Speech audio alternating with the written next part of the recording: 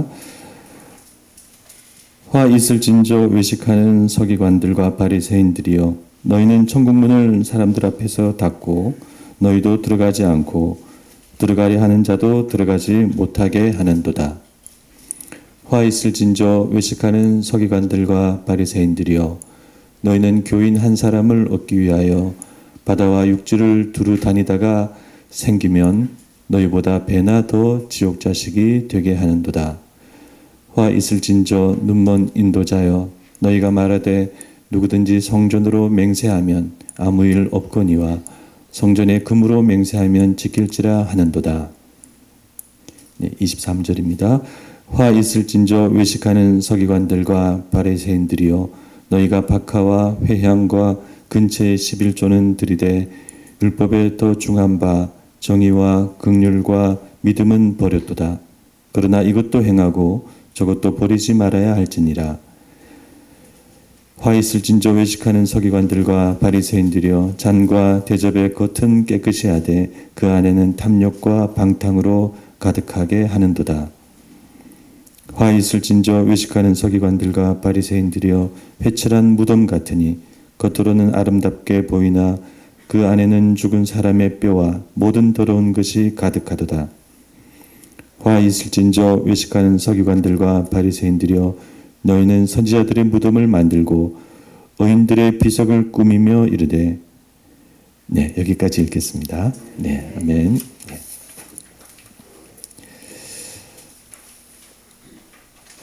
오늘 23장 말씀을 읽었습니다만, 오늘 본문으로 들어가기 전에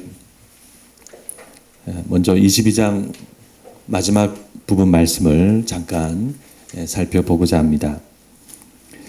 22장 마지막 부분에는 예수님과 바리새인 사이의 논쟁이 나와 있습니다. 지난 주일까지 우리는 예수님과 헤롯 당원, 또 예수님과 사두개인 사이의 논쟁을 살펴보았습니다. 그래서 이제 한 가지 논쟁만 남았습니다. 바로 예수님과 바리새인 사이의 논쟁입니다. 한 바리새인 서기관이 예수님께 나와서 이렇게 질문합니다. 율법 중에서 어느 계명이 가장 큽니까? 매우 중요한 질문입니다. 왜 이 질문이 중요할까요? 율법은 모세오경 전체이고 그 내용이 매우 방대하기 때문입니다. 또 율법이라는 것은 단순히 여러 법을 모아놓은 것이 아니라 하나의 큰 체계입니다. 가장 중요한 것이 있고, 그 다음 중요한 것이 있고, 또 그 다음 중요한 것이 있습니다. 그래서 그런 체계를 이해해야 하기 때문에 그중 가장 중요한 것이 무엇이냐 하는 것은 어렵고 또 중요한 문제입니다. 지금 우리의 법도 마찬가지이지 않습니까? 헌법이 가장 중요하고 그 다음 중요한 법이 있고, 그래서 맨 마지막에는 무슨 시행세칙이나 부칙 같은 그런 법들이 있습니다. 그래서 율법이나 일반법이나 공부가 필요하고 전문가가 필요합니다. 법의 중요도를 구분하고 그 중요도에 따라 적용하고, 그래서 법을 마구잡이로 그렇게 시행하면은 이제 안 되죠. 그래서 하나님의 율법 가운데 가장 중심이 무엇이냐 하는 것은 매우 중요한 것이고, 그래서 당시 권위 있는 랍비들은 다 이 문제에 관해서 자기 나름의 의견을 말하고 있었습니다.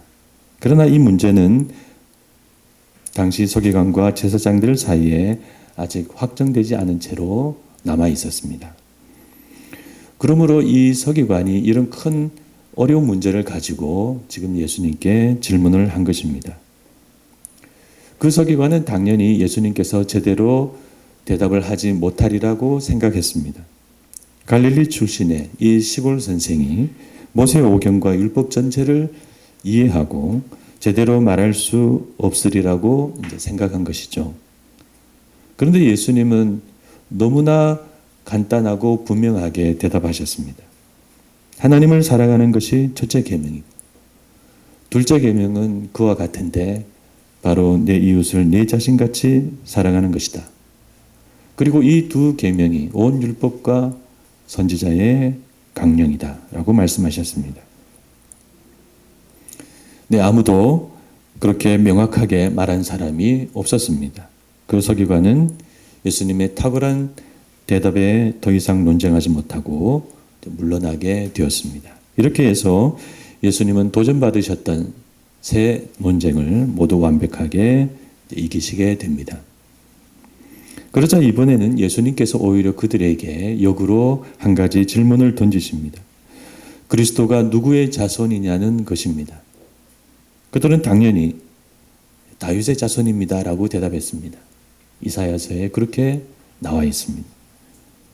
그러나 예수님은 다윗이 그리스도를 주님으로 칭한 시편 말씀을 인용하시면서 그분이 어찌 다윗의 자손이 되겠느냐라고 말씀하셨습니다.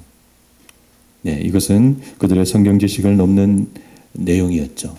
이렇게 해서 예수님은 그들과의 논쟁에 있어서 방어와 공격 모든 면에서 그들을 압도하시게 되었습니다. 그래서 이제 이와 같은 예수님의 논쟁 승리를 바탕으로 오늘 이 23장 말씀이 이제 시작됩니다. 마태는 23장에서 예수님께서 그들의 도전을 물리치신 후에 그들에게 하신 이 경고와 심판의 말씀을 기록하고 있습니다. 이 경고와 심판의 말씀은 특히 서기관들과 바리새인들을 향하고 있습니다. 이 23장 말씀 전체는 크게 두 부분으로 나누어집니다. 앞부분이 1절에서 12절 말씀은 무리와 제자들에게 그들의 잘못된 점을 말씀하시는 내용입니다. 그리고 뒷부분인 13절에서 36절은 서기관과 바리새인들에게 직접 그들의 잘못된 모습을 말씀하시는 내용입니다. 그래서 이 내용은 우리가 조금 전에 읽었던 7번의 화 있을진저라는 말씀으로 이루어진 매우 긴 말씀입니다. 그러므로 우리는 이제 이 23장 말씀을 잘 살펴보아야 하겠습니다. 예수님께서 그들의 잘못된 모습을 어떻게 말씀하시는지, 그래서 우리에게 주시는 교훈은 무엇인지 그렇게 생각해 보아야 하겠습니다. 그런데 우선 오늘은 이 말씀의 세부적인 내용으로 들어가기 전에 이 말씀을 먼저 전체적으로 보기를 원합니다. 때로 우리는 작은 것들을 보다가 큰 것을 놓치는 경우가 있지 않습니까? 그래서 오늘 말씀도 마찬가지입니다. 우리는 서기관과 바리새인들의 그 잘못된 점을 구체적으로 말씀하시는 그런 내용을 보다가 이렇게 말씀하시는 예수님 자체를 놓쳐버릴 수 있는 것입니다. 그러므로 우리는 서기관과 바리새인으로 대표되는 유대의 종교 지도자를 향해 매우 신랄하게 말씀하시는 예수님의 모습을 먼저 오늘 생각해 보아야 하겠습니다. 제 기억에, 제 평생에 제가 모태신앙인데 오늘 본문에 대한 설교를 정식으로 들어본 적은 없는 것 같습니다. 설교를 하기 썩 좋은 본문이 아닙니다. 설교는 모름지기 은혜로워야 하는데 그런 점에서 오늘 본문 말씀은 일반적인 설교 본문이 아닙니다. 오늘 우리가 교독했던 신명기 말씀도 그렇죠. 신명기의 복에 대한 말씀은 은혜가 되지만 저주에 대한 말씀은 은혜가 잘 되지 않습니다. 그래서 일반적으로 그 말씀을 교독한다든지 하지 않죠. 그러나 이스라엘 백성들이 가나안 땅에 입성하였을 때 하나님은 이스라엘 백성들에게 너희는 그리심산에서 축복을, 에발산에서 저주를 선포하라고 말씀하신 적이 있습니다. 그런 점에서 우리는 균형이 있어야 하겠습니다. 좋은 말씀만 듣지 말고 좀 쓴 말씀, 그런 말씀을 우리가 또 들어야 하는 것입니다. 그래서 우리가 오늘 이 본문 말씀을 우리가 유심히 한번 살펴볼 필요가 있습니다. 우리는 지금 예수님의 예루살렘 입성 후에 벌어진 일련의 사건들을 보고 있습니다. 예수님의 파격적인 입성이 있었고, 그리고 무리를 일으켰던 성전 정화가 있었고, 그리고 그 성전 정화 때문에 제사장들과 장로들이 예수님에게 권위 문제를 제기를 했고 거기에 대해서 예수님이 세 가지 비유로 답변을 하셨고 그러자 그들은 이제 조직적으로 예수님을 향해서 세 가지 논쟁으로 도전을 한 것입니다. 여러분, 이 일련의 일들이 다 무엇일까요? 네, 지금 예수님과 성전 권력자 사이에 큰 대결이 펼쳐지고 있는 것입니다. 새로운 본연의 하나님의 뜻을 말씀하시는 예수님과 율법만 붙들고 있는 유대 종교제도자들 사이에 새로운 본연의 하나님의 뜻을 말씀하시면서 결국 신앙개혁을 말씀하시는 예수님과 율법을 붙들면서 결국 종교 권력과 기득권을 놓치지 않으려고 하는 성전 권력자들 사이에 지금 큰 전쟁이 벌어지고 있는 것입니다. 이 대결은 무서운 대결이고 어느 한쪽이 죽어야 끝나는 대결입니다. 그러나 이 대결은 피할 수 없는 싸움입니다. 우리 구원을 위해서 필연적이죠. 그 이유는 잘못된 가르침과 잘못된 신앙체계 밑에 계속 있으면 사람들은 하나님께로 갈 수 없기 때문입니다. 구원이 이루어지지 못합니다. 그래서 예수님은 죽음을 불사하고 그들의 잘못된 모습과 잘못된 가르침을 그것도 예루살렘과 성전 한가운데에서 공개적으로 선포하시면서 이 싸움을 싸우고 계시는 것입니다. 그런데 여기서 우리가 생각할 사실이 하나 있습니다. 그것은 바로 이 싸움의 성격입니다. 이 대결은 그와 같은 영적인 대결이고 진리의 대결이지만 그러나 현실적으로는 정치적인 대결입니다. 그들은 지금 정치 권력과 종교 권력을 가지고 있는 사람들이고 그래서 그런 그들에게 잘못된 점을 예수님께서 말씀하시고 있기 때문에 이 일은 현실적으로 정치적인 대결이 될 수밖에 없습니다. 그래서 예수님은 우리 죄를 위해서 돌아가셨지만 현실에 있어서는 정치적인 죄목으로 돌아가셨습니다. 그런 예수님을 정치적인 목적으로 사형 선고하고 십자가에 못 박았습니다. 십자가 자체가 그런 정치적인 의미를 가지고 있습니다. 아시다시피 그것은 국가와 권력의 반기를 든 반역자들을 정치범들을 처형하는 처형 방법입니다. 그러므로 우리는 예수님의 십자가 죽음을 영적인 의미에서 바라보아야 하지만 또 정치적인 의미에서도 바라보아야 합니다. 예수님은 우리 죄를 위해서 십자가에 달려 돌아가셨지만 예수님이 직접적으로 돌아가신 이유는 예수님이 개혁가이고 그들의 잘못된 점을 공개적으로 지적하고 두렵게 했기 때문입니다. 그러므로 우리는 오늘 본문의 예수님의 말씀을 진정한 개혁가의 말씀으로 이해해야 합니다. 여러분, 지금 우리나라는 여당과 야당 사이에 또 진보와 보수 사이에 항상 갈등과 대결이 있습니다. 매일매일 그런 첨예한 대결이 뉴스에 올라오고 있습니다. 예수님을 믿는 교회와 신자도 이 둘 사이에서 자기의 정치적인 입장을 가지고 그런 대결에 많이 휩쓸리고 있습니다.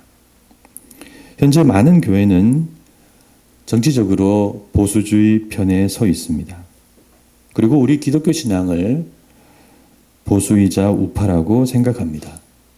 그래서 상당수 교회들이 물러나는 문재인 정부를 싫어하고 새로 들어서는 윤석열 정부를 환영하고 있는 것 같습니다. 지난 부활절 연합 예배의 모습을 보아도 그렇습니다. 참석한 윤 당선자에게 많은 찬사와 축사가 있었습니다.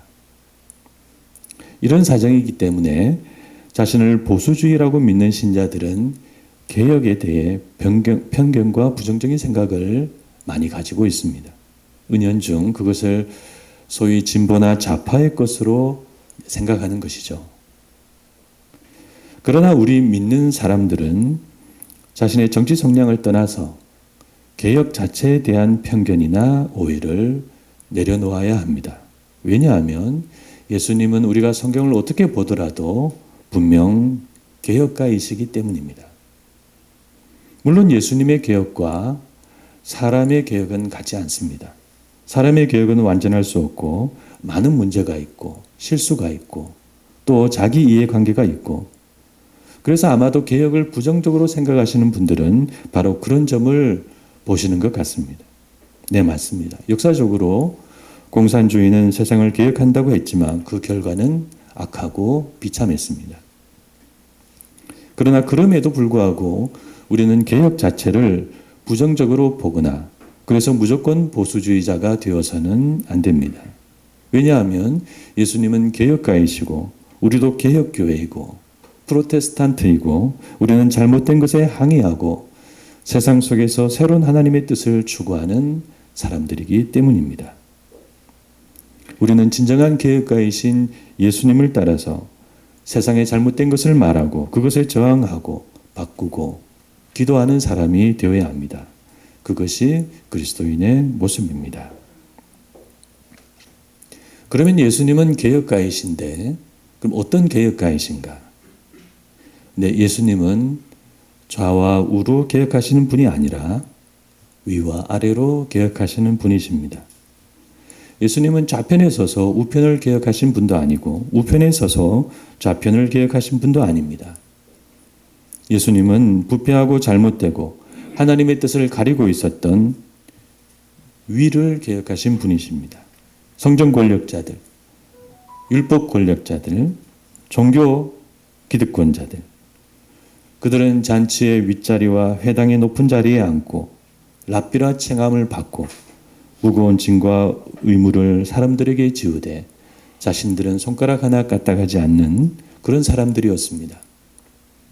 무엇보다 문제는 하나님의 뜻을 잘못 알고 천국 문을 닫아서 자신들도 들어가지 않고 들어가는 사람들도 못 들어가게 하고 있었다는 점입니다. 이런 위의 문제를 예수님께서 개혁하셔야 할까요? 안 하셔야 할까요? 네, 하셔야 합니다. 그 부패하고 잘못된 위를 뚫어야 사람들이 하나님께로 올라갈 수 있기 때문입니다.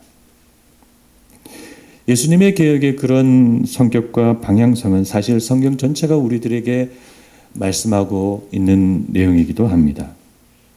금요 기도회 시간에 우리는 요한계시록 말씀을 계속 살펴보고 있습니다.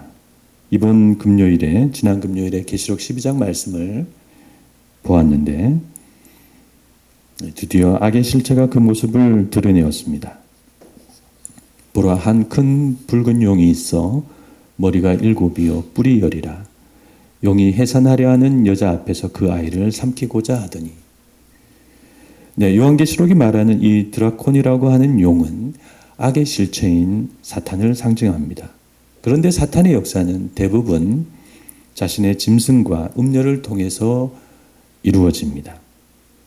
그러면 사탄의 사주를 받는 짐승과 음녀는 무엇일까요? 네, 그것은 기본적으로 세상 나라와 세상 권력입니다. 그리고 거기에 속한 사람들입니다. 거기에는 돈이 있고 권력이 있고 자신들만의 영역이 있고 사탄의 그림자가 있습니다. 그러므로 우리 그리스도인들은 항상 하나님을 대적하는 세상 권력과 세상 나라를 주시해야 합니다. 하나님의 나라와 세상 나라는 언젠가 충돌합니다. 때가 되면 그들은 하나님을 대적하고 교회와 신자들을 박해할 것입니다. 그리고 하나님을 대적하는 이와 같은 사탄과 세상 나라는 주님이 오시는 그날에 완전히 심판받고 개혁될 것입니다. 따라서 예수님의 개혁은 성경 전체가 말하는 바와 같이 세상 나라와 악한 권력자들과 기득권자들을 향한 개혁입니다. 예수님 당시 그들은 대제사장과 장로들과 바리새인들이었습니다. 그래서 예수님은 오늘 우리가 읽은 말씀과 같이 그들을 향해 매우 혹독한 말씀을 선포하시는 것입니다. 그러면 우리는 이와 같은 예수님의 모습을 통해서 어떤 교훈을 받아야 할까요? 네, 우리는 예수님을 본받아서 개혁가들이 되어야 합니다. 하나님의 말씀으로 내 삶을 바꾸고 잘못된 것에 저항하고 매일 새롭게 살아가는 사람이 되어야 합니다. 나아가서 우리는 세상의 위에 있는 악한 것에 맞서 개혁하고자 하는 개혁가의 마음을 가져야 합니다. 우리 그리스도인들이 개인 신앙에만 머물러서는 안 되죠. 예수 믿고 복 받고 천국 가는 작은 신앙에만 머물러서는 안 됩니다. 우리는 내 삶에서 또 내가 살아가는 세상 속에서 하나님의 나라를 추구하는 사람들입니다. 우리는 내 일만 하고 교회만 다니고 그리고 그저 천국만 가려고 하는 사람들이 아니라 대통령도 뽑고 국회의원도 선택하고 러시아 우크라이나 전쟁 같은 그런 문제가 발생하면 그 잘못이 어디에 있고 누구에게 있는지 우리는 판단하고 말하는 사람이 되어야 합니다. 과거 우리 한국교회는 독재정부 시절에 민주주의를 위한 시국기도회 한번 제대로 열지 못했습니다. 소수에 끼어있는 몇몇 분들이 악한 세상 권력에 맞서서 그런 일을 했다가 많은 고초를 겪었습니다. 그래서 안타깝게도 우리 교회들은 우리나라 민주화 역사에 큰 역할을 하지 못했습니다. 그래서 지금 교회를 부정적으로 보는 많은 사람들은 우리 믿는 자들을 그렇게 개인 구원 신앙에만 머물러 있는 답답한 사람들로 보고 있습니다. 그러나 예수님은 당시 세상 전체를 보셨고 시대를 보셨고 권력자들을 보셨고 그들의 악한 모습을 보셨습니다. 그리고 우리가 늘 무시하는 베드로와 안드레, 야고보, 요한 같은 제자들도 사실은 그런 사람들이었습니다. 그들은 고기만 잡던 어부들이 아니라 세례 요한의 새로운 운동에 관심을 갖고 따라다니던 사람들이었습니다. 그래서 예수님이 그들을 부르실 때 그들은 모든 것을 버리고 즉시 예수님을 따라 나섰던 것입니다. 그러므로 우리는 복받고 구원받고 천국 가는 작은 신앙을 벗어나서 하나님의 나라를 보고 세상 현실을 보고 세상 나라를 보고 세상 권력의 악한 모습을 보는 신앙을 가져야 하겠습니다. 그리고 하나님의 나라와 하나님의 뜻으로 그 잘못된 모습을 분별하는 신앙이 되어야 합니다. 우리 그리스도인들은 보수주의자도 진보주의자도 아닙니다. 우리는 좌파도 아니고 우파도 아닙니다. 우리는 하나님의 나라를 추구하는 가운데 현실 정치를 지지할 것은 지지하고 비판할 것은 비판해야 합니다. 특히 우리는 예수님이 말씀하시고 성경이 말씀하시는 내용을 따라서 세상 권력과 권력자들과 기득권자들에 대해서 늘 주의해야 합니다. 사탄이 그들 배후에 역사하고 있기 때문입니다. 사실은 지금 우리나라의 정치 현실도 여야나 좌우의 문제가 아닙니다. 권력자들과 일반 시민 사이의 문제이고 또 기득권자들과 일반 백성 사이의 문제입니다. 즉 위와 아래의 문제입니다. 이 위와 아래의 문제는 역사적으로 우리나라에서도 당연히 계속 흘러내려온 문제입니다. 이 문제를 개혁하고 백성을 조금 더 위해 주려고 했던 많은 개혁가들이 비참한 어려움을 겪었습니다. 그러므로 교회는 이런 역사와 현실과 성경을 잘 알아서 세상 나라와 권력과 악한 현실을 비판하고 분별하는 교회가 되어야 하겠습니다. 그리고 교회와 우리는 그것을 개혁하는 올바른 편에 늘 서야 하겠습니다. 말씀을 맺고자 합니다. 우리는 오늘 말씀에서 화 있을 진저라고 외치시는 예수님의 모습을 볼 수 있습니다. 그것은 악하고 잘못된 성전 권력에 맞서시는 개혁가로서의 예수님의 모습입니다. 그것은 예수님의 정치이고 또 곧 우리의 정치입니다. 그러므로 우리도 그와 같은 예수님을 따라서 사탄이 이용하는 세상 나라와 악한 권력을 분별하고 대적하는 참된 개혁가의 길을 걸어가야 하겠습니다. 기도하시겠습니다.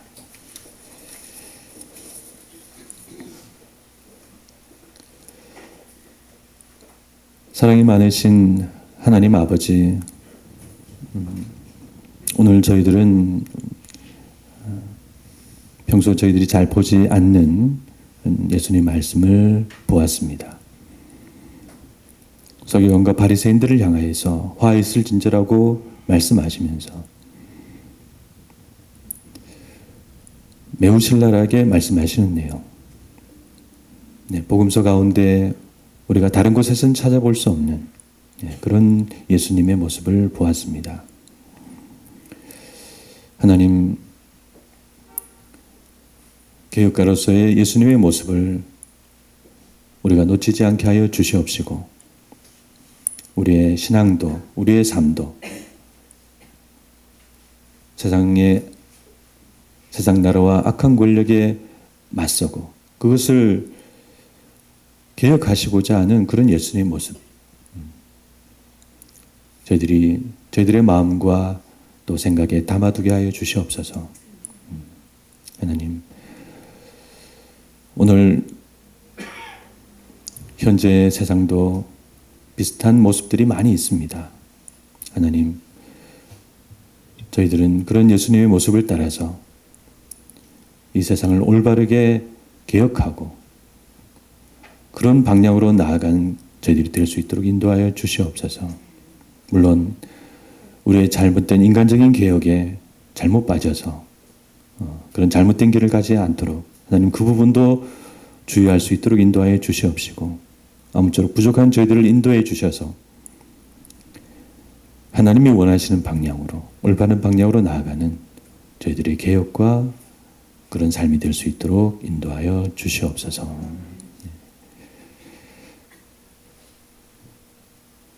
지금은 우리 주 예수 그리스도의 크신 은혜와 하나님 아버지의 무한하신 사랑과 성령님의 감화 감동 교통하심이 개혁가로서 예수님을 오늘 말씀에서 발견하고자 하는 여기 있는 모든 분들 머리 위에 지금부터 영원토록 함께 있을지어다. 아멘.